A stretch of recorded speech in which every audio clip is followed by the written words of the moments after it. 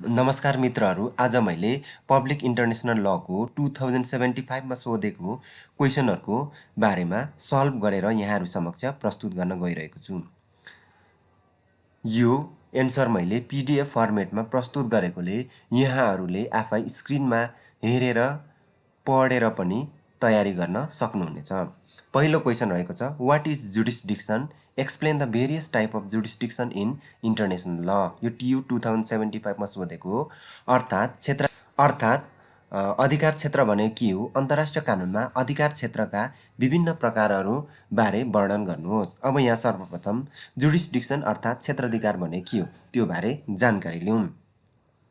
न्याय प्रशासन सञ्चालन गर्ने सम्बन्धमा राष्ट्रलाई अधिकार भएको क्षेत्रलाई अधिकार क्षेत्र भन्दछन्। यहाँहरूलाई फेरि म पढेर सुनाउँछु।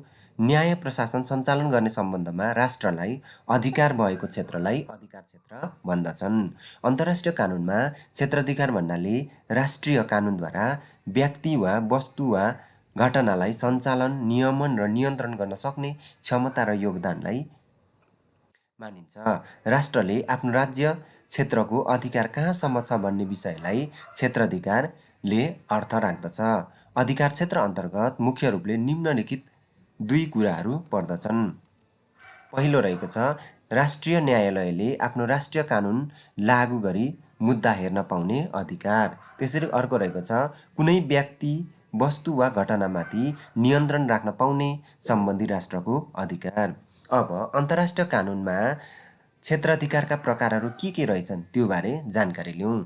अन्तर्राष्ट्रिय कानुनका प्रकार कानुनका पनि आफ्नै क्षेत्राधिकार रहेका छन्। यी क्षेत्राधिकारहरू निम्न अनुसार रहेका छन्। पहिलो रहेको छ व्यक्तिगत क्षेत्राधिकार, त्यसरी अर्को रहेको छ क्षेत्रीय क्षेत्राधिकार, अर्को रहेको छ हवाई क्षेत्राधिकार अनि अर्को रहेको छ सामुद्रिक क्षेत्राधिकार। अब पहिलो रहेको छ व्यक्तिगत क्षेत्राधिकार। व्यक्तिगत क्षेत्राधिकार भने के हो त्यो बारे जानकारी लिउँ।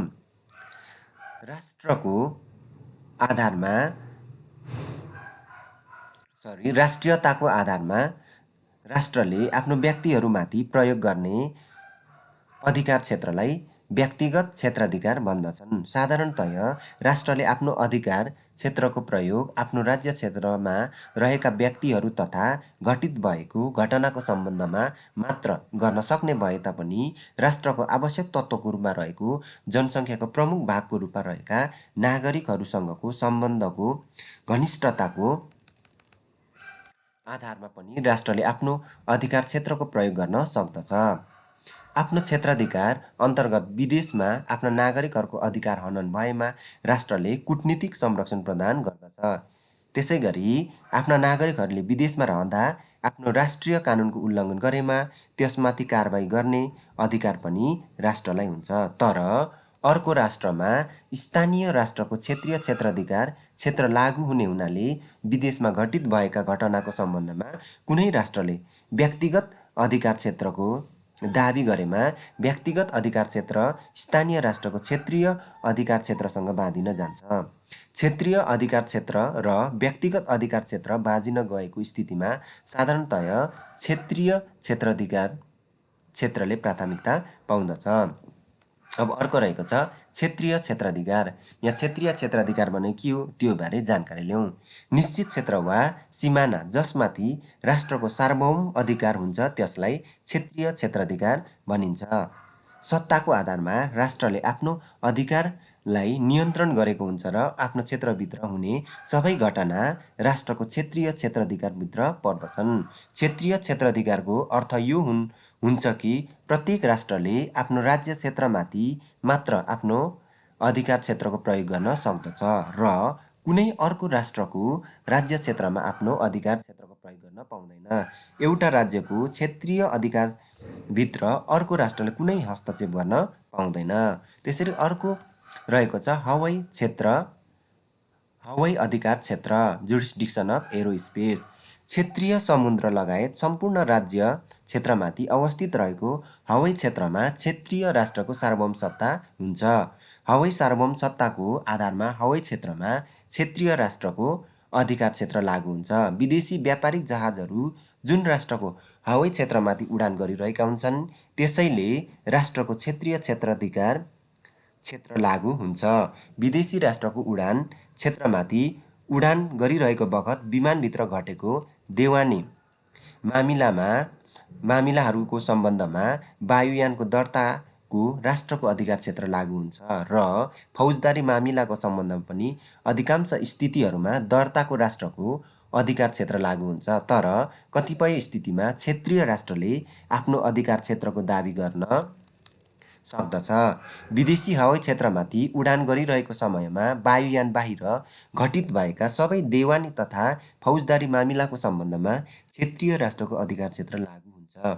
खुल्ला समुद्रमाथि अवस्थित रहेको अन्तर्राष्ट्रिय हवाई क्षेत्रमा उडान गरिरहेको समयमा जहाजभित्र र बाहिर घटित भएका सबै देवानी मामिलाहरूको सम्बन्धमा वायुयानको दर्ताको राष्ट्रको अधिकार क्षेत्र लागू हुन्छ। तर जहाज बाहिर घटित भएका देवानी मामिलाका सम्बन्धमा प्रतिवादीको राष्ट्रियताको राष्ट्रले पनि आफ्नो अधिकार क्षेत्रको दाबी गर्न सक्छ। अन्तर्राष्ट्रिय हवाई क्षेत्रमा जहाजभित्र घटित भएका फौजदारी मामिलाको सम्बन्धमा पनि अधिकांश स्थितिमा दर्ताको राष्ट्रको अधिकार क्षेत्र लागू हुन्छ। तर अभियुक्तको नागरिकताको राष्ट्रले पनि व्यक्तिगत अधिकार क्षेत्रको दाबी गर्न सक्दछ। त्यसरी अर्को रहेको छ सामुद्रिक अधिकार क्षेत्र। अब यहाँ सामुद्रिक अधिकार क्षेत्र कुन कुन ठाउँमा लागू हुन सक्दो रहेछ त्यो बारे जानकारी लिउँ। राष्ट्रहरूले अन्तर्राष्ट्रिय कानुन बमोजिम सामुद्रिक क्षेत्रमा प्रयोग गर्न पाउने अधिकारलाई सामुद्रिक अधिकार क्षेत्र भनिन्छ वा कुनै पनि राष्ट्रले समुद्रमा प्रयोग गर्न पाउने अधिकारलाई सामुद्रिक क्षेत्राधिकार भनिन्छ। समग्र कानुनको सर्वमान्य नियम अनुसार समुद्रमा झण्डाको राष्ट्रको अधिकार क्षेत्र लागू हुन्छ। तर विश्व महासागर विभिन्न सामुद्रिक क्षेत्रहरूमा विभाजित भएको र ती क्षेत्रहरूको वैधानिक स्थिति भिन्न भिन्न भएकोले विभिन्न सामुद्रिक क्षेत्रहरूमा अधिकार क्षेत्रको स्थिति पनि भिन्न भिन्न हुन्छ। विभिन्न सामुद्रिक क्षेत्रहरूमा अधिकार क्षेत्रको स्थिति निम्न अनुसार छ। आन्तरिक समुद्रमा अधिकार क्षेत्र, क्षेत्रीय समुद्रमा अधिकार क्षेत्र, समीपवर्ती क्षेत्रमा अधिकार क्षेत्र, महाद्वीपीय शेल्फ र खुल्ला समुद्र। अब आन्तरिक समुद्रमा अधिकार क्षेत्रबारे जानकारी लिउँ।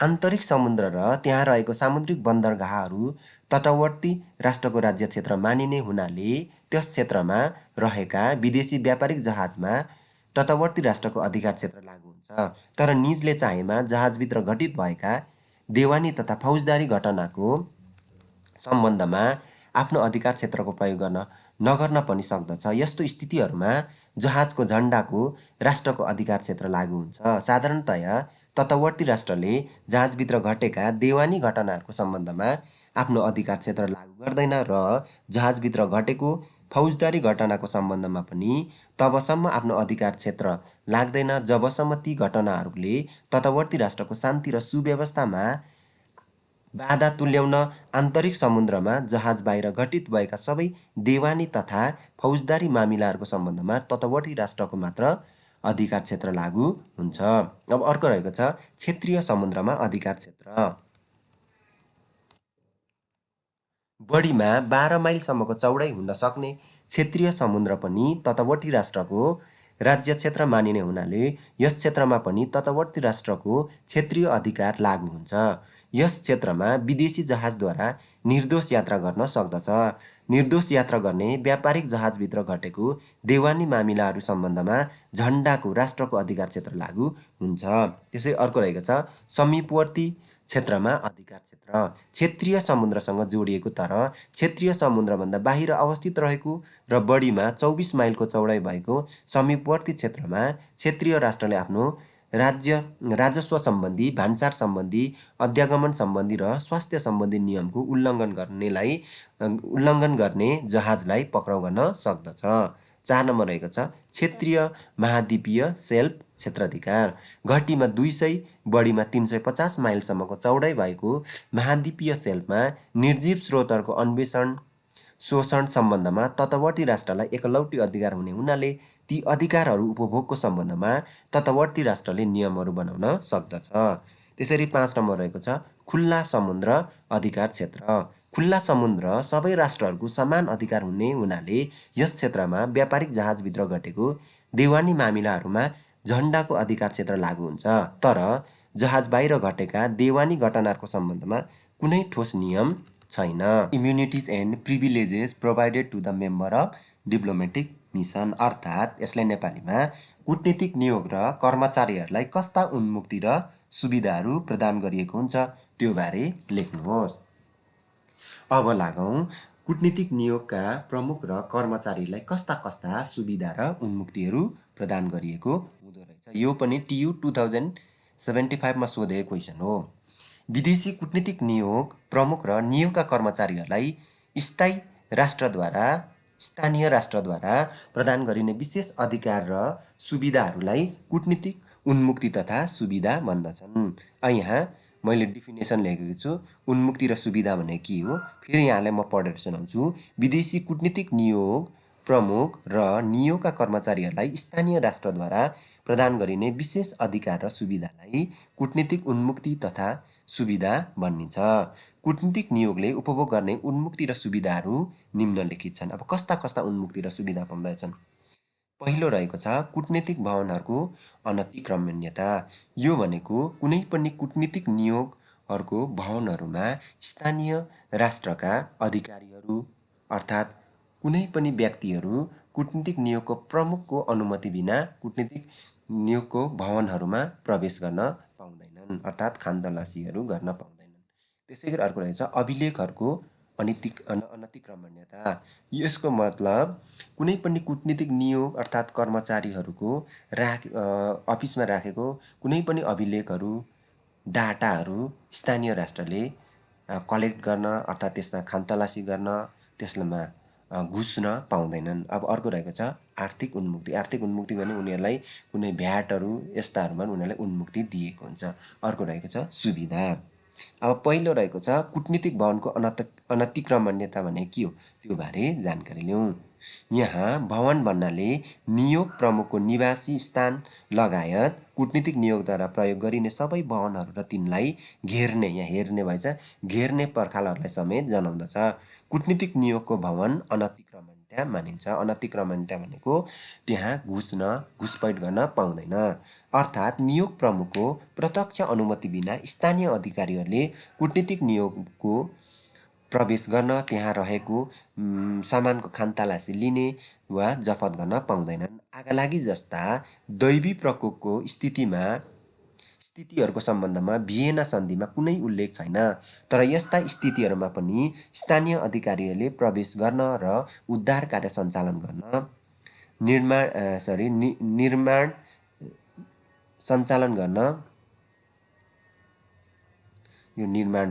सञ्चालन गर्न नियोग प्रमुखको अनुमति लिनुपर्ने प्रथा विद्यमान छ। त्यसै अर्को रहेको छ अभिलेखहरूको अनतिक्रमण्यता। कूटनीतिक नियोगको अभिलेखहरू, लिखतहरू र पत्रचारहरू जहाँसुकै पनि र जुनसुकै समय पनि अभिलेखहरूको अनतिक्रमण्यता मानिन्छ र स्थानीय अधिकारीहरूले तिनीहरूलाई रोक्न, खोल्न वा जफत गर्न पाउँदैनन्। यही कुरा कूटनीतिक हुलाकको सम्बन्ध पनि लागू हुन्छ। अर्को रहेको छ आर्थिक उन्मुक्ति। निश्चित सेवाहरू जस्तै माल सामान र व्यक्तिहरूको ढुवानी, गोदाम सेवा आदि प्राप्त गरे बापत तिर्नुपर्ने शुल्क बाहेक कुनै पनि प्रकारको राष्ट्रिय वा नगरपालिकाको सम्बन्धी कर कूटनीतिक नियोगले तिर्न पर्दैन। अब अर्को रहेको छ सुविधाहरू। अब हेरौँ कस्ता सुविधाहरू पाउँदो रहेछन् कूटनीतिक नियोगका प्रमुख त्यसका कर्मचारीहरूले। कूटनीतिक नियोगलाई आफ्नो सरकार स्थानीय राष्ट्रमा अवस्थित रहेको अन्य कूटनीतिक तथा वाणिज्य नियोगहरूसँग पत्रचार गर्ने स्वतन्त्रता प्राप्त हुन्छ। यसका लागि कूटनीतिक नियोगले कूटनीतिक हुलाक, टेलेक्स, फ्याक्स, इन्टरनेट आदिको प्रयोग गर्न सक्दछ। नियोगले धार्मिक क्रियाकलापका लागि छुट्टै भवनको प्रयोग गर्न सक्दछ। यसबाहेक कूटनीतिक नियोगको भवन तथा नियोग प्रमुखको वासस्थानमा राष्ट्रिय झण्डा, राष्ट्रिय निशानछाप प्रयोग गर्न पाउँछ। अब अर्को रहेको छ कूटनीतिक कर्मचारीहरूको उन्मुक्ति तथा सुविधाहरू। अब कस्ता उन्मुक्ति र सुविधाहरू पाउँदछन्। कूटनीतिक स्तरका कर्मचारीहरूले निम्नलिखित उन्मुक्ति तथा सुविधाहरू उपभोग गर्न पाउँछन्। अब हेरौँ व्यक्तिको अनतिक्रमण्यता भनेको अब व्यक्तिलाई अथवा कूटनीतिक नियोगलाई जबरजस्ती राष्ट्रिय कानुन लगाउन पाउँदैन, उसलाई पक्राउ गर्न पाउँदैन। अब उनले यदि कूटनीतिक नियोगका कर्मचारी अर्थात् कूटनीतिक नियोग प्रमुखले कुनै राष्ट्रिय कानुन उल्लङ्घन गरेमा उसलाई पक्राउ गर्न पाउँदैन, तर यसको सट्टामा उसलाई देश निकाला गर्न सक्छन्। अब अर्को रहेको छ फौजदारी अधिकार क्षेत्रको उन्मुक्ति। अनि अर्को रहेको छ देवानी तथा प्रशासनिक अधिकार क्षेत्रबाट पनि उन्मुक्ति। अर्को रहेको छ आर्थिक उन्मुक्ति र सुविधाहरू। अब यहाँ हेरौँ व्यक्तिको अनतिक्रमण्यता भने के रहेछ है। नियोग प्रमुख लगायत सबै कूटनीतिक कर्मचारीहरूको व्यक्तित्व अनतिक्रमण्यता मानिन्छ। स्थानीय अधिकारीले कुनै पनि स्थानमा वा समयमा रोक्नुहुन्न वा खानतलासी लिन पाउँदैन। यसबाहेक स्थानीय राष्ट्रहरूले निजहरूसँग उचित मर्यादायुक्त व्यवहार गर्नुपर्दछ र निजहरूको जीव ज्यान स्वतन्त्रता वा समानतामा आघात पुर्याउन सक्ने क्रियाकलापहरूलाई रोक्न हरसम्भव प्रयास गर्नुपर्दछ। अब फौजदारी अधिकार क्षेत्रबाट उन्मुक्ति। यहाँ कूटनीतिक नियोगका कर्मचारी र प्रमुखहरूलाई फौजदारी अधिकार क्षेत्रबाट पनि उन्मुक्ति हुन्छ। कूटनीतिक कर्मचारीहरू स्थानीय राष्ट्रको फौजदारी अधिकार क्षेत्रबाट मुक्ति रहन्छन्। अर्थात् स्थानीय राष्ट्रका न्यायालयहरूले कूटनीतिज्ञमाथि फौजदारी अधिकार क्षेत्रको प्रयोग गर्न पाउँदैनन्। कुनै पनि विदेशी कूटनीतिज्ञ विरुद्ध स्थानीय न्यायालयमा फौजदारी मुद्दा चलाउन पाउँदैन। यदि कुनै कूटनीतिज्ञले स्थानीय राष्ट्रमा गम्भीर अपराध गरेमा निजलाई अवाञ्छनीय व्यक्ति घोषित गरी देश निकाला गर्न सकिन्छ। अब अर्को रहेको छ देवानी तथा प्रशासनिक अधिकार क्षेत्रबाट पनि उन्मुक्ति। विदेशी कूटनीतिज्ञहरू स्थानीय राष्ट्रको देवानी तथा प्रशासनिक अधिकार क्षेत्रबाट पनि उन्मुक्ति रहन्छन्। ऋण नतिरे बापत, करारको उल्लङ्घन गरे बापत वा अन्य कुनै देवानी मामिलाको सम्बन्धमा कूटनीतिज्ञहरूमाथि स्थानीय न्यायालयमा देवानी मुद्दा सञ्चालन गर्न पाइँदैन। कूटनीतिज्ञ कर्मचारीले कार दुर्घटनाद्वारा अन्य कुनै प्रकारले स्थानीय राष्ट्रको कुनै व्यक्तिलाई आर्थिक क्षति पुर्याएको स्थितिमा निजमाथि मुद्दा हाल्न वा निजलाई जरिवाना गर्न पाउँदैन। तर यस्ता स्थितिहरूमा परराष्ट्र मन्त्रालय मार्फत क्षतिपूर्ति प्राप्त गर्न प्रयास गर्न सकिन्छ। अब आर्थिक उन्मुक्ति। कस्ता खालका आर्थिक उन्मुक्तिहरू प्राप्त गर्दैछन् हेरौँ। आर्थिक नीतिको हकमा कूटनीतिक कर्मचारीहरूमाथि स्थानीय राष्ट्रले कुनै पनि राष्ट्रिय, क्षेत्रीय वा स्थानीय कर अथवा महसुल लगाउन पाउँदैन। तर कूटनीतिक कर्मचारीहरूले स्थानीय राष्ट्रमा निश्चित वस्तु वा सेवा प्राप्त गरे बाबत निम्नलिखित शुल्कहरू बुझाउनु पर्ने हुन्छ। 1 नम्बर अप्रत्यक्ष कर। त्यसैगरी अर्को रहेको छ स्थानीय राष्ट्रमा अचल सम्पत्ति वा अन्य आय स्रोत भए यस सम्बन्धी महसुल करहरू। अर्को रहेको छ स्थानीय राष्ट्रमा रहेको सम्पत्ति उत्तराधिकार वा संलग्न भए त्यस सम्बन्धी करहरू। स्थानीय राष्ट्रमा लगानी गरेको भए वा अन्य कुनै स्रोत स्थानीय राष्ट्रमा भए तत्सम्बन्धी महसुल र करहरू। अब सुविधाहरू। कस्ता सुविधाहरू कूटनीतिक कर्मचारीहरूले पाउँदो रहेछन् है हेरौँ। अब कूटनीतिक कर्मचारीहरूले स्थानीय राष्ट्रमा विभिन्न सुविधाहरू प्राप्त गर्दछन्। अब हेरौँ कस्ता सुविधाहरू पाउँदछ। स्थानीय राष्ट्रका अदालतहरूमा कूटनीतिज्ञहरूको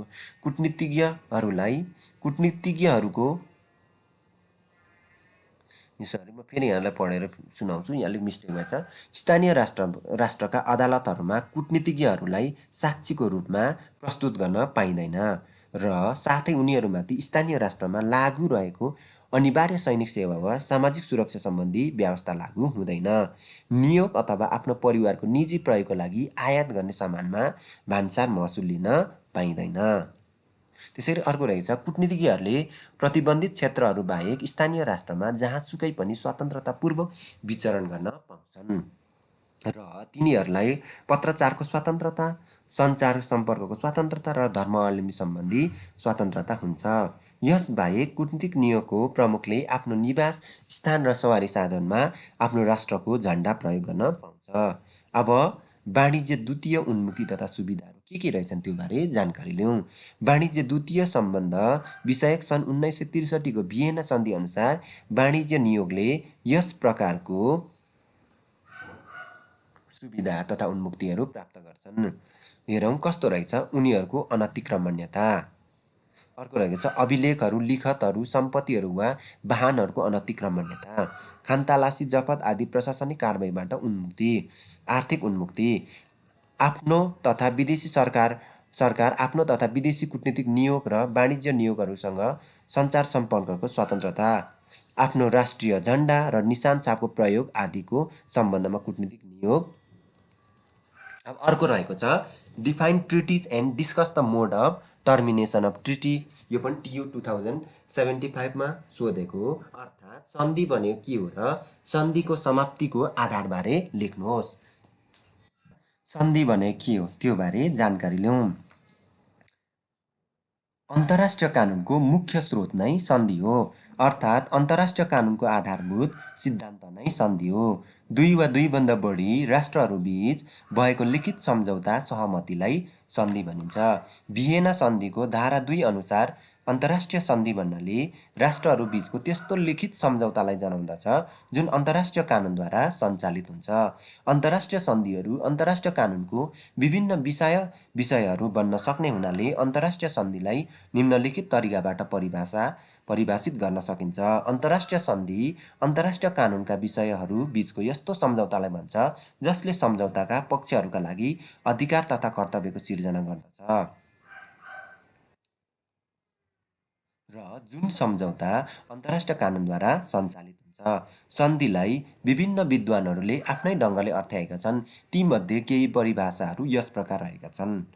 एल ओपिनहेमका अनुसार अन्तर्राष्ट्रिय सन्धि राष्ट्रहरू र तिनीहरूका सङ्गठनहरू बीचको कानुनी अधिकार र दायित्व सिर्जना गर्ने करार प्रकृतिको सम्झौता हो। समग्रमा अन्तर्राष्ट्रिय सन्धि भन्नाले निम्न कुरालाई जनाउँदछ। अब हेरौँ समग्रमा अन्तर्राष्ट्रिय सन्धि भने के रहेछ। यहाँ मैले बुदागत एकदम सरल स्पष्ट रूपमा प्रस्तुत गरेको छु। यो एक सम्झौता हो। यो सम्झौता दुई वा दुईभन्दा बढी पक्षहरूबीच भएको हुन्छ।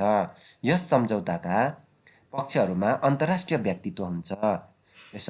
यस सम्झौताका पक्षहरूमा अन्तर्राष्ट्रिय व्यक्तित्व हुन आवश्यक छ। सम्झौताका पक्षहरूका लागि अधिकार तथा कर्तव्यको सिर्जना गर्दछ। यो सम्झौता अन्तर्राष्ट्रिय कानुनद्वारा सञ्चालित हुन्छ। अन्तर्राष्ट्रिय सन्धिहरू अन्तर्राष्ट्रिय कानुनका मुख्य स्रोत हुन्। अन्तर्राष्ट्रिय कानुनको संहिताकरण गर्ने क्रममा हाल अन्तर्राष्ट्रिय प्रथाका नियमहरूलाई अन्तर्राष्ट्रिय सन्धिका नियमहरूमा परिणत गर्ने प्रक्रिया चलेकोले अन्तर्राष्ट्रिय कानुनका अधिकांश नियमहरू अन्तर्राष्ट्रिय सन्धिहरूमा निहित छन्। यसकारण अन्तर्राष्ट्रिय कानुनमा सन्धिहरू महत्त्व दिनदिन बढिरहेको छ। अब सन्धिका समाप्ति अर्थात् टर्मिनेसन अफ ट्रिटी, के कारणले सन्धिहरू समाप्ति हुँदो रहेछ त्यो बारे यहाँ मैले सरल स्पष्ट रूपमा लेखेको छु। अब यहाँहरू समक्ष प्रस्तुत गर्न गइरहेको छु। अन्तर्राष्ट्रिय सन्धिको समाप्ति अन्तर्राष्ट्रिय कानुनको आधारमा हुन्छ। जसरी सन्धिको निर्माण हुन्छ त्यसरी नै सन्धिको समाप्ति हुन्छ। सन्धि समाप्त त्यसबेला हुन्छ जति बेला सन्धिको पक्ष राष्ट्रले एकपक्षीय रूपमा समाप्तको घोषणा गर्दछ। तर यस्तो समाप्ति अन्तर्राष्ट्रिय कानुन अनुसार गरिएको हुनुपर्दछ। सन्धिको समाप्ति सम्बन्धी विभिन्न व्यवस्था सन् 1969 को भियेना महासन्धिले गरेको पाइन्छ। सन्धिहरू समाप्तिका आधारलाई निम्न अनुसार उल्लेख गर्न सकिन्छ। अब हेरौँ सन्धिका समाप्तिहरू कसरी हुँदो रहेछ हेरौँ। 1 नम्बर सन्धिको व्यवस्था। सन्धिको व्यवस्था भनेको सन्धिमा के व्यवस्था गरेको छ, कसरी समाप्त हुन्छ भनेर व्यवस्था गरेको छ, त्यही आधारमा सन्धिको समाप्त हुन्छ। अब हेरौँ यो बारे। सन्धि समाप्त हुने स्थितिहरूको उल्लेख सन्धिमा नै गरिएको हुन सक्दछ र यस्तो स्थितिमा सन्धिको व्यवस्था अनुसार सन्धि समाप्त हुन्छ। सन्धि समाप्त हुने व्यवस्थाको उल्लेख सन्धिमा नभएमा सन्धिको परित्याग तब मात्र गर्न सकिन्छ जब त्यस्तो मनसाय पक्षहरूले राखेको कुरा सन्धिको विषयवस्तु र सन्धिको व्यवस्थाबाट स्पष्ट हुन आउँछ।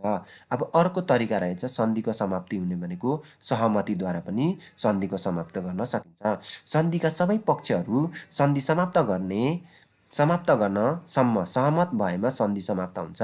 कहिलेकाहीँ पक्षहरूको सहमति अन्तर्निहित हुन्छ। उदाहरणको लागि सन्धिका सबै पक्षहरूले त्यस विषयमा अर्को सन्धि निर्माण गरेमा, नयाँ सन्धिसँग बाँझिएमा पुरानो सन्धि समाप्त हुन्छ। यसबाहेक कुनै सन्धि अत्याधिक प्राचीन भई अर्थहीन हुन गएमा पनि समाप्त हुन्छ। तेस्रो रहेको छ अवधिको समाप्ति भएर पनि सन्धि समाप्ति हुन्छ। सन्धि कुनै निश्चित अवधिको लागि निर्माण गरिएको भए उक्त अवधिको समाप्तिभन्दा अघि सन्धि विलम्ब नगरिएमा अवधि समाप्ति हुनसाथ सन्धि पनि समाप्त हुन्छ। अधिकांश द्विपक्षीय सन्धिहरू यसरी नै समाप्त हुन्छ। अब अर्को रहेको छ पूर्ण कार्यान्वयन। सन्धि कार्यान्वयन पूर्ण रूपले भएमा र सन्धिका सबै उद्देश्यहरू प्राप्ति भएमा सन्धि समाप्त हुन्छ। यस आधारमा पनि साधारणतया द्विपक्षीय सन्धिहरू नै समाप्त हुन्छ। अब अर्को रहेको छ पक्षको लोप। द्विपक्षीय सन्धिको कुनै एक पक्ष अन्तर्राष्ट्रिय कानुनको विषय नरहेमा सन्धि समाप्त हुन्छ। बहुपक्षीय सन्धिका पक्षहरूले सन्धिको परित्याग गर्दा पक्षहरूको सङ्ख्या 3 भन्दा घटी हुन आएमा बहुपक्षीय सन्धि समाप्त हुन्छ। अब अर्को रहेको छ कार्यान्वयनमा असम्भव। सन्धिको लक्ष्य विलय वा नष्ट हुन गएमा सन्धि समाप्त हुने आधार उत्पन्न हुन्छ। यस्तो स्थितिहरूमा सन्धि कार्यान्वयन असम्भव हुने हुँदा सम्बन्धित पक्षले सन्धि समाप्त गर्ने आधार पाउँछ। भुइँचालोले गर्दा सन्धिको लक्ष्य नष्ट हुनु, नदी आदि कारणले गर्दा सन्धिको कार्यान्वयन असम्भव हुन सक्दछ। अब अर्को रहेको छ सन्धिको तात्विक उल्लङ्घनबाट पनि सन्धिको समाप्त हुन्छ। कुनै पक्षले सन्धिको तात्विक उल्लङ्घन गरेमा अन्य पक्षहरूले सन्धिको समाप्त गर्ने आधार पाउँदछ। सन्धिको उद्देश्य प्राप्तिका लागि आवश्यक भएको व्यवस्थाहरूको उल्लङ्घन भएमा सन्धिको तात्विक उल्लङ्घन भएको मानिन्छ। द्विपक्षीय सन्धिको तात्विक उल्लङ्घन भएमा अर्को पक्षले सन्धि समाप्त गर्ने वा विलम्ब गर्न सक्दछ। बहुपक्षीय सन्धिको तात्विक उल्लङ्घन भएमा बाँकी सबै पक्षहरूले मतदानद्वारा आफू र निर्दोष राष्ट्रहरूबीच अथवा सबै राष्ट्रहरूबीच सन्धि समाप्त गर्न सक्दछ। यसबाहेक सन्धिको उल्लङ्घनद्वारा विशेष रूपले पीडित भएको राष्ट्रले आफू दोषी राष्ट्रबीच सन्धि समाप्त गर्न सक्दछ।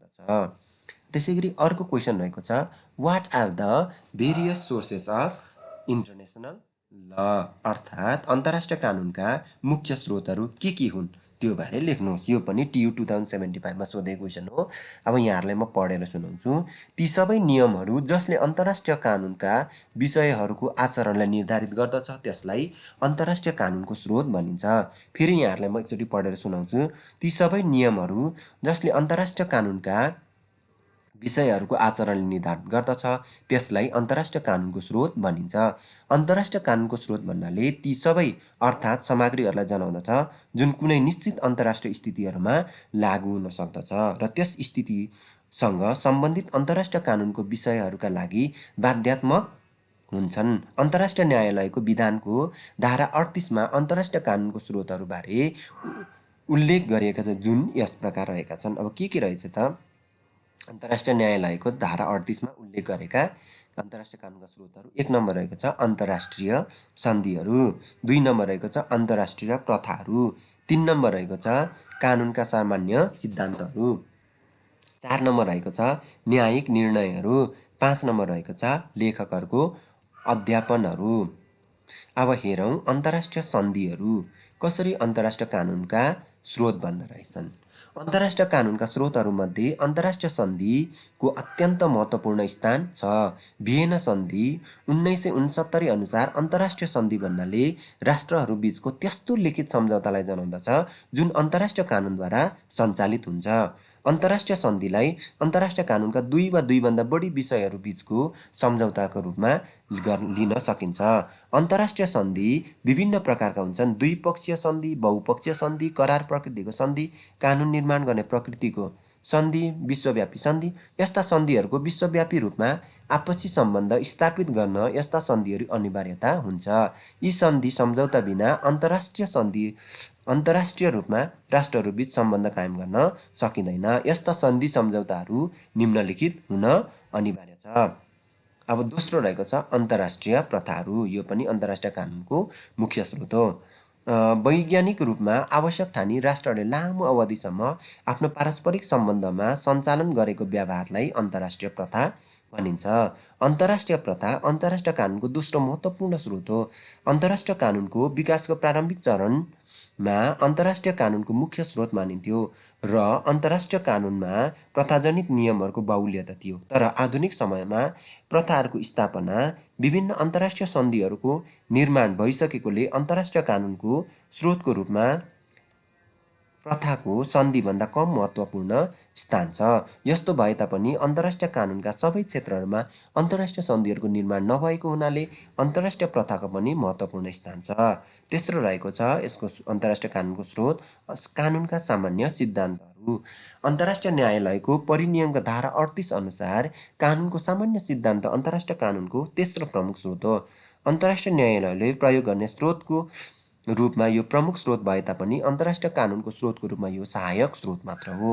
संसारका सबै राष्ट्रहरूले मान्यता दिएका कानुनका सिद्धान्तहरूलाई सामान्य सिद्धान्त मानिने कतिपय विद्वानहरूको भनाइ छ। अन्तर्राष्ट्रिय कानुनको स्रोतको रूपमा राष्ट्रिय कानुनका सबै सिद्धान्तहरूको प्रयोग गर्न सकिन्छ जसले विश्वव्यापी मान्यता प्राप्त गरेका हुन्छन्। तर अन्तर्राष्ट्रिय कानुनको कुनै सिद्धान्त अन्तर्राष्ट्रिय कानुनको मूलभूत नियमसँग बाँझिन गएमा त्यस्तो सिद्धान्त अन्तर्राष्ट्रिय कानुनको स्रोतको रूपमा प्रयोग हुन सक्दैन। अब अर्को रहेको छ न्यायिक निर्णयहरू।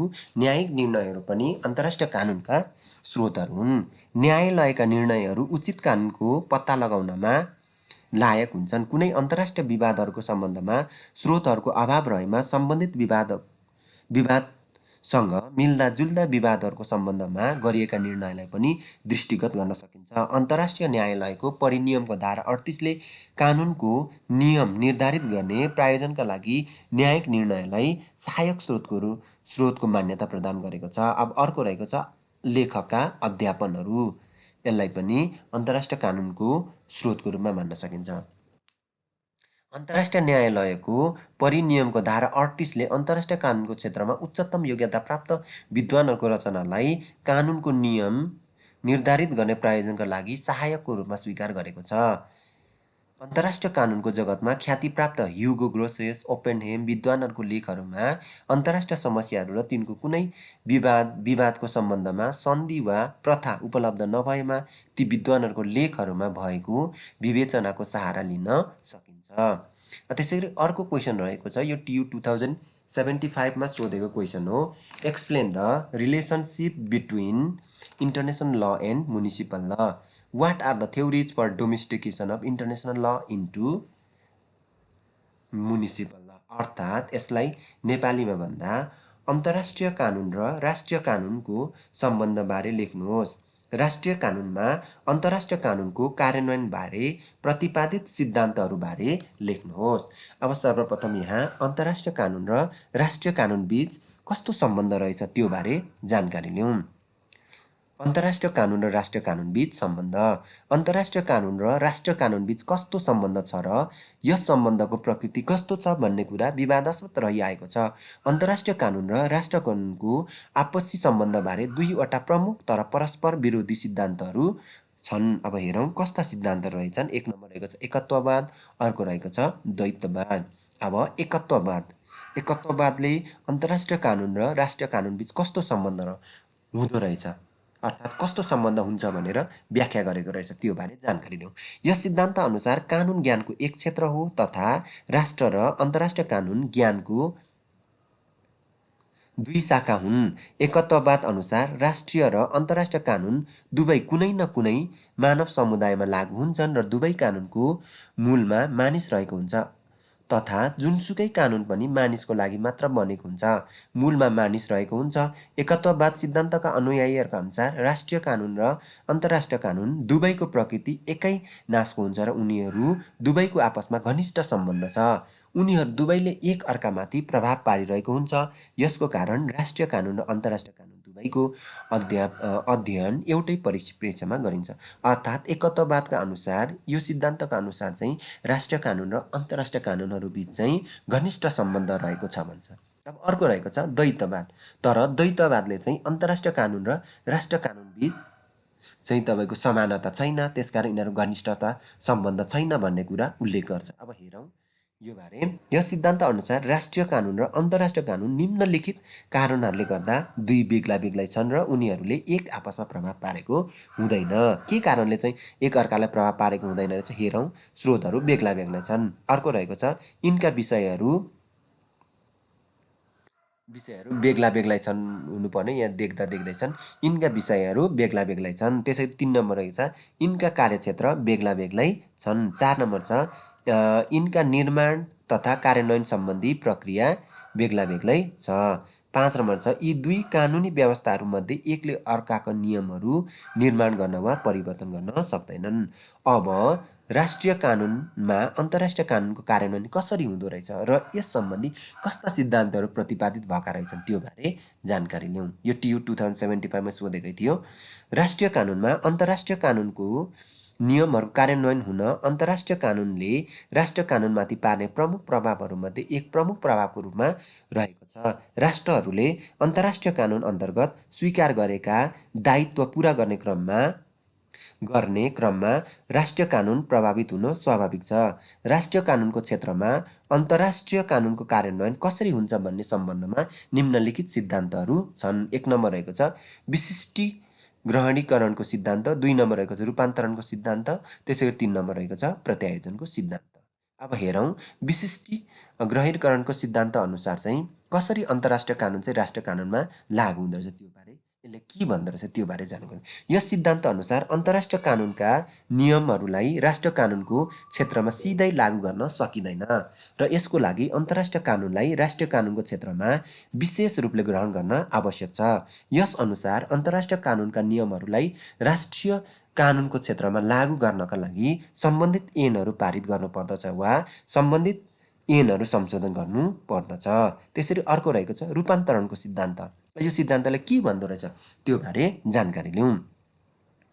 यस सिद्धान्त अनुसार राष्ट्रिय कानुनको क्षेत्रमा अन्तर्राष्ट्रिय कानुनका नियमहरू लागू हुनका लागि ती नियमहरू राष्ट्रिय कानुनमा रूपान्तरण हुन आवश्यक छ। यस्तो रूपान्तरण साधारणतया अन्तर्राष्ट्रिय कानुनको नियमलाई राष्ट्रिय कानुनमा वैधता प्रदान गर्नाले हुन्छ। उदाहरण संयुक्त राज्य अमेरिकाको धारा 6 अनुसार अमेरिका पक्ष भएको सन्धि देशको सर्वोच्च कानुन मानिन्छ। इटलीको सन् 1947 को संविधानको धारा 10 अनुसार इटलीको कानुन अन्तर्राष्ट्रिय कानुनका मान्यता प्राप्त नियमहरू अनुरूप हुनेछ।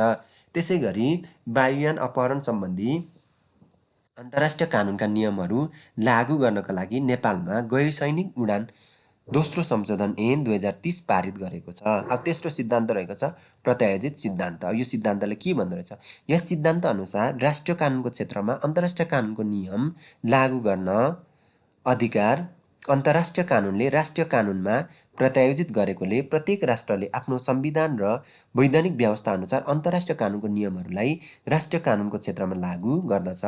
यदि कुनै राष्ट्रको संविधान र प्रचलित कानुनहरूमा यस सम्बन्ध कुनै व्यवस्था गरेको छैन भने राष्ट्रिय कानुनको क्षेत्रमा अन्तर्राष्ट्रिय कानुन कसरी लागू हुन्छ भन्ने कुरा यस सिद्धान्तले स्पष्ट पार्न सकेको छैन।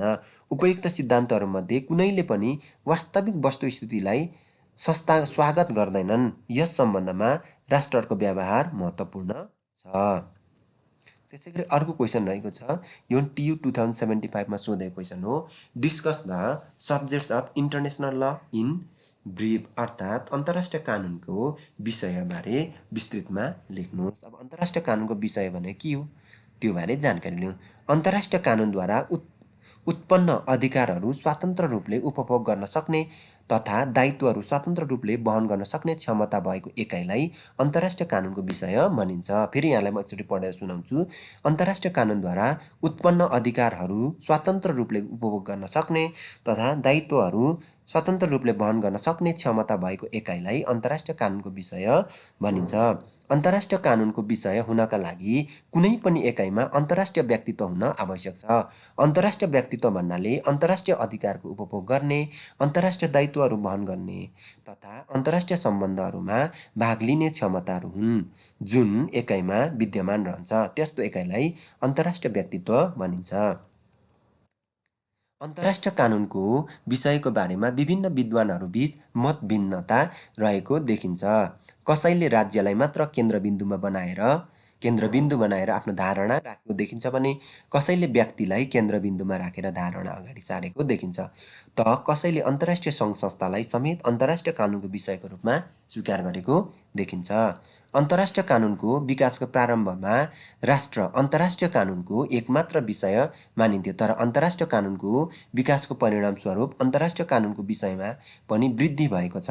अन्तर्राष्ट्रिय अन्तरसरकारी सङ्गठनहरूको विकास भएपछि अन्तर्राष्ट्रिय सङ्गठनहरू पनि अन्तर्राष्ट्रिय कानुनको महत्त्वपूर्ण विषयको रूपमा रहेको छ। यसबाहेक कतिपय विद्वानहरूले प्राकृतिक व्यक्ति मानिसलाई पनि अन्तर्राष्ट्रिय कानुनको विषय मानेका छन्।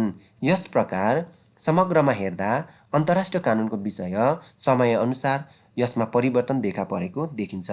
अबको समयमा राज्य र व्यक्ति मात्र अन्तर्राष्ट्रिय कानुनको विषयका रूपमा सीमित नरही यसमा व्यापकता आएको देखिन्छ जस अनुसार राज्य, व्यक्ति तथा अन्तर्राष्ट्रिय सङ्गठनहरू सबैलाई अन्तर्राष्ट्रिय कानुनको विषयको रूपमा राख्न सकिने देखिन्छ। अब अर्को क्वेसन रहेको छ write the concept of state and sovereignty अर्थात् राज्य र सार्वभौम सत्ताबारे लेख्नुहोस्। यो पनि TU 2075 आएको थियो, सर्ट नोटमा आएको क्वेसन हो। अब हेरौँ, स्टेट अर्थात् राज्य भने के हो र सार्वभौम सत्ता अर्थात् सोभरिएन्टी भने के हो, त्यो बारे यहाँ मैले सरल रूपमा प्रस्तुत गरेको छु। राज्य अन्तर्राष्ट्रिय कानुनको प्रमुख विषय हो। अन्तर्राष्ट्रिय कानुनको विकासको प्रारम्भमा राज्य अन्तर्राष्ट्रिय कानुनको एकमात्र विषय मानिन्थ्यो। सामान्य अर्थमा मानवीय भलाइका लागि राजनीतिक रूपमा सङ्गठित समाज नै राज्य हो। मोन्टेभिडियो सन्धि 1933 को धारा 1 ले राज्य हुनको लागि स्थायी जनसङ्ख्या, निश्चित क्षेत्र, सरकार, सार्वभौम सत्ता र अन्य राष्ट्रहरूसँग सुमधुर सम्बन्ध राख्ने क्षमता हुनुपर्दछ भनेको छ। समग्रमा राज्य भन्नाले सरकार, भूगोल, जनसङ्ख्या, सार्वभौम सत्ता र अन्तर्राष्ट्रिय पहिचानको समग्र स्वरूप हो। राज्य निश्चित संविधान र कानुनद्वारा सञ्चालित हुन्छ। राज्यको परिभाषा गर्ने सन्दर्भमा विभिन्न विद्वानहरूले आफ्नै अनुसारले परिभाषित गरेको देखिन्छ। साल्मन्टका अनुसार व्यक्तिहरूका त्यस्तो समुदायलाई राज्य भन्छन् जुन समुदाय आन्तरिक सुव्यवस्था र बाह्य सुरक्षाको लागि बनेको हुन्छ। प्रोफेसर हार्टका अनुसार राज्य भन्नाले एक स्वतन्त्र सुव्यवस्थित तथा व्यवस्थापिका न्यायपालिका एवं प्राथमिक नियमहरूद्वारा सुसज्जित सरकार अन्तर्गत कुनै निश्चित क्षेत्रमा मानिसहरू बसोबास गरेको तथ्यलाई जनाउँदछ। अब अर्को रहेछ सार्वभौम सत्ता। सार्वभौम सत्ता 75 मा सोधेको क्वेसन हो। अब सार्वभौम सत्ता भने के हो त्यो बारे जानकारी लिउँ। सार्वभौम सत्ता राज्यको महत्त्वपूर्ण तत्त्व हो। सार्वभौम सत्ता बिना राज्यको परिकल्पना गर्न सकिँदैन। सार्वभौम सत्ता भन्नाले आन्तरिक र बाह्य सबै शक्तिहरूबाट स्वतन्त्र रहने सर्वोच्चतालाई जनाउँदछ। सामान्य अर्थमा सार्वभौम सत्ता कुनै पनि राज्यको स्वतन्त्रतासँग सम्बन्धित हुन्छ। सार्वभौम सत्ता शब्दको प्रयोग सर्वप्रथम फ्रान्सेली विद्वान जहाँ बोदैले गरेका थिए। उनका अनुसार सार्वभौम सत्ता त्यस्तो सर्वोच्च शक्ति हो जसले ईश्वरका आदेश र प्राकृतिक कानुन बाहेक अरू केही पनि मान्दैन। डाक्टर गोपाल शर्माका अनुसार सार्वभौम सत्ता अन्तर्गत निम्न तत्त्व रहन्छन्। अब हेरौँ डाक्टर गोपाल शर्माले के भनेका रहेछन् जस चाहिँ सार्वभौम सत्ता अन्तर्गत रहने रहेछन्। 1 नम्बर, आफ्नो राज्य क्षेत्रभित्र पूर्ण नियन्त्रण गर्ने क्षमता। अर्को रहेको छ आफ्नो राज्य क्षेत्रभित्र ऐन कानुन बनाउने क्षमता। अर्को रहेको छ विदेशी राष्ट्रसँग सम्बन्ध बनाउने क्षमता। अर्को रहेको छ बाह्य जगतमा आफ्नो राष्ट्रको प्रतिनिधित्व गर्ने क्षमता। त्यसैगरी अर्को रहेको छ आफ्नो नाममा सन्धिको निर्माण गर्ने क्षमता। अर्को रहेको छ अन्तर्राष्ट्रिय सङ्गठनहरूको सदस्य बन्ने क्षमता। अर्को रहेको छ आफ्नो नाममा अन्तर्राष्ट्रिय अधिकारहरूको उपभोग गर्ने र अन्तर्राष्ट्रिय दायित्वहरू वहन गर्ने क्षमता। त्यसरी अर्को रहेको छ define recognition, explain the de facto and de jure recognition, अर्थात् मान्यता भने के हो र तथ्यगत मान्यता र विधिवत मान्यता बारे लेख्नुहोस्। अब सर्वप्रथम मान्यता भने के हो त्यो बारे जानकारी लिउँ। मान्यता भन्नाले राष्ट्रलाई अन्तर्राष्ट्रिय कानुनको विषयको रूपमा स्वीकार गर्नुलाई जनाउँदछ। मान्यताको प्रश्न तब उत्पन्न हुन्छ जब अन्तर्राष्ट्रिय जगतमा नयाँ राष्ट्रको उत्पन्न हुन्छ। मान्यता प्राप्त भएमा नयाँ राष्ट्र अन्तर्राष्ट्रिय समुदायको पूर्ण सदस्य मानिन्छ र त्यसमाथि अन्तर्राष्ट्रिय कानुनका नियमहरू पूर्ण रूपले लागू हुन्छ। मान्यताको वैधानिक प्रकृतिको सम्बन्धमा विभिन्न सिद्धान्तहरू छन् जसमध्ये निर्णयात्मक र घोषणात्मक सिद्धान्त मुख्य हुन्। नयाँ उत्पन्न भएको राष्ट्रलाई मान्यता प्रदान गर्ने विधिवत तरिकाहरू छन् जसमध्ये तथ्यगत डिफेक्टो र विधिवत डिजुरे मान्यताहरू प्रमुख हुन्। अब विधिवत मान्यता अर्थात् डिजुरे भने के हो? डिजुरे रिकग्निसन यो TU 2075 मा सर्ट नोटमा आएको थियो। एकदम यो सजिलो छ। विधिवत मान्यता भने के हो यहाँ मैले लेखेको छु जुन यहाँलाई पढेर सुनाउँछु। यहाँहरू आफै पनि स्क्रिनमा पढ्न सक्नुहुन्छ। विधिवत मान्यता यस्तो मान्यतालाई भन्छन् जुन वैधानिक रूपमा प्रदान गरिन्छ। यस्तो मान्यता साधारणतया मान्यता दिएको प्रत्यक्ष घोषणाद्वारा प्रदान गरिन्छ र यस्तो घोषणामा दुई देशबीच कूटनीतिक सम्बन्ध स्थापना गर्ने इच्छा पनि व्यक्त गरिएको हुन्छ। विधिवत मान्यता दिएको घोषणा मौखिक रूपमा रेडियो, टिभी आदिद्वारा प्रत्यक्ष प्रसारण वा लिखित रूपमा गर्न सकिन्छ। विधिवत मान्यता एक पूर्ण तथा वैचारिक मान्यता हो र यसलाई फिर्ता लिन सकिँदैन। अर्को रहेको छ डिफेक्टो मान्यता अर्थात् तथ्यगत मान्यता। तथ्यगत मान्यता अर्थात् डिफेक्टो मान्यता भने के हो त्यो बारे जाउँ। राष्ट्रले आफ्नो क्रियाकलाप गतिविधि र व्यवहारहरूद्वारा प्रदान गरिने मान्यतालाई तथ्यगत मान्यता भन्छ। फेरि यहाँलाई म पढेर सुनाउँछु। राष्ट्रहरूले आफ्नो क्रियाकलाप गतिविधि र व्यवहारद्वारा प्रदान गरेको मान्यतालाई तथ्यगत मान्यता भन्छन्। तथ्यगत मान्यतामा कुनै औपचारिक घोषणा गरिएको हुँदैन, तर त्यस्ता कार्यहरू गरिएका हुन्छन् जसबाट मान्यता प्रदान गरेको हुन्छ, स्पष्ट हुन आउँछ। यस्ता क्रियाकलापहरू अन्तर्गत द्विपक्षीय सन्धिको निर्माण, वाणिज्य दूतहरूको आदान-प्रदान, बहुपक्षीय सन्धिमा सहभागिता, व्यापार सञ्चालन, सन्धिहरूको स्वाधीनताको प्राप्त गरेको उपलक्ष्यमा पठाउने बधाई सन्देश आदि पर्दछन्।